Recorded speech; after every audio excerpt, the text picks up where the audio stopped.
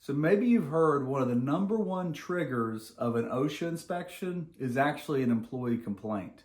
And you're wondering to yourself, what are employees complaining about?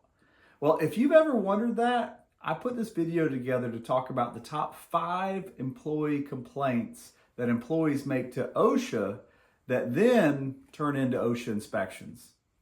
And at the end of the video, stick around till the end, because at the end of the video, I'm going to talk about the number one reason why employees complain to OSHA. So let's talk about it. Let's talk about the 5 complaints that employees make to OSHA. Hey, before we get started with the video, I wanted to take a quick time out and tell you how you can download a free OSHA audit checklist. Simply go to my website, Help with OSHA. You can click right there on the homepage and you can download a free OSHA audit checklist. This is the best way to prepare you and your team for an unexpected OSHA inspection. Now, let's talk about the 5 complaints that employees have that actually brings OSHA into the door. So the very first complaint, number 5, counting down, blocked exits.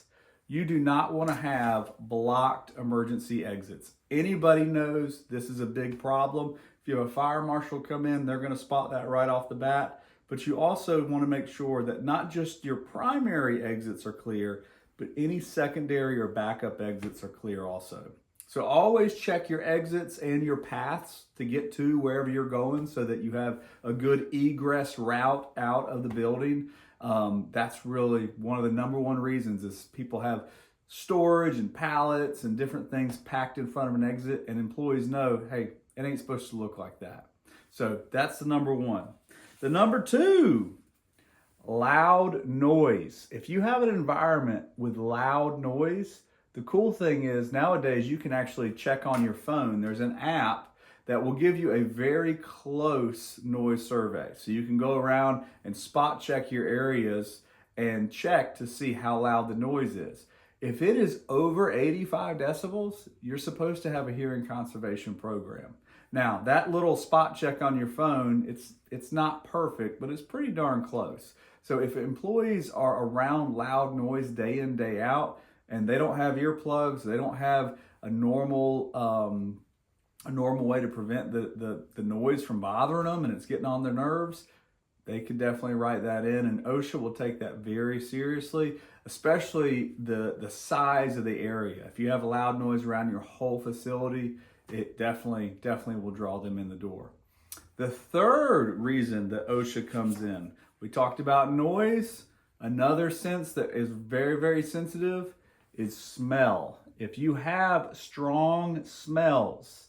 Now, I come from a background in boat building with fiberglass and resin and catalyst, and trust me, you can smell, when you walk in the lamination department, you can smell a really strong smell. Employees don't like that, especially if they're new to the industry. And more than once, I've been called in to help a company when they are going through an OSHA audit because employees said, hey, the smell is really strong. And just as a kind of a tip, oftentimes it happens in the wintertime, because in the summertime, the doors are open, they got plenty of ventilation, and there's plenty of air moving through the facility. When it gets cold, people close the bay doors, they close off the windows, and then that smell just kind of sticks around. And that's what will make people go, man, it is strong in here. And you got to watch out, because when they reach out to OSHA, OSHA is going to come in with a hygienist and they're going to take samples. And obviously, number 1, we want to make sure we're not doing anything to endanger our people. But I have personally seen where there's something that's not dangerous at all. It just smells bad. And because it smells bad, OSHA comes in and they check it and they check it and they check it. And they might not have a problem with the actual chemical smell that was going on, but they have a problem over here that they found while they were doing the inspection. So smell is another reason they come in. The second reason they come in, PPE.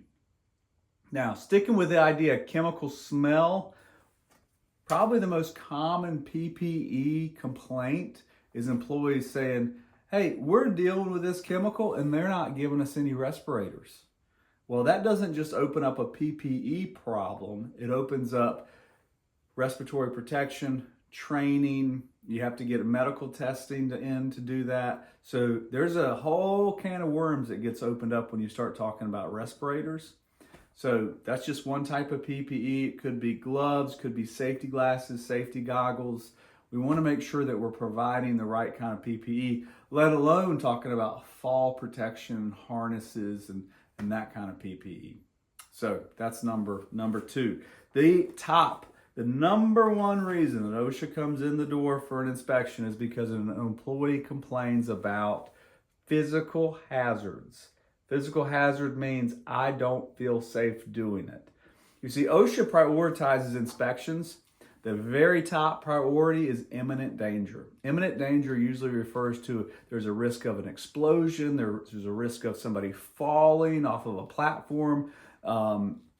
If we have something that's going to cause immediate danger, OSHA is going to investigate it. So if an employee has physical hazards in their work environment where they're around equipment that they don't feel is safe, or they're working on equipment that's not being locked out, if they don't have fall harnesses, if they feel like they're unsafe crawling into a space, if they see some kind of gas or fume coming up out of the corner of the room, all that is going to be like, hey, I don't feel safe. And OSHA is going to jump that right to the top of the list and say, okay, not only do they not feel safe, this might be a situation where they're in serious danger. So they're going to bump that up to the top of the list. So those are the 5 most common employee complaints. Now, like I promised, I want to talk about why employees do this. There's one big reason: because they don't feel like they're being heard by you, the employer, or by you, the manager. What that means is employees complain to OSHA because they want something to happen. Usually it's because they want the employer to get punished, not necessarily because they want to fix the problem. Now, let me say that again. Lots of times employees complain to OSHA because they want the employer to get punished, not just because they want to fix the problem. Why would they want the employer to get punished? I'll tell you, because they're ticked off, because they feel like they're not being heard. If they want to fix the problem, the first conversation is going to be with their supervisor. Hey, I don't feel safe doing this work. Over here, it doesn't look safe. Now, any supervisor worth their salt is going to listen to that employee, hear them out, look at the hazard, and then figure out a way to fix it, bring it to their boss, bring it to the plant manager, bring it to engineering, bring it to somebody that can say, hey, we are going to make this safe if it's not safe. Or they're going to bring it to somebody else and say, show them that this actually is a safe operation. The bottom line is employees complain to OSHA when they're not feeling heard. You have to make your employees feel heard. Listen to your employees. They're your greatest asset. They really are. They're the ones doing the work for you. If they don't feel safe, you need to figure out what you're not doing that's not making them feel safe. Did I say that right? You want to make sure that you open the lines of communication. Now, I've got more videos talking about how to actually encourage employees to communicate with management, but we don't want to be retaliatory. We want to make sure that we are opening up communication. That's the best way to prevent an employee from complaining to OSHA. We don't want an employee to complain to OSHA. We want the employee to have a conversation with us, because the truth is we don't want anybody getting hurt. If you want somebody getting hurt, you wouldn't be watching this video.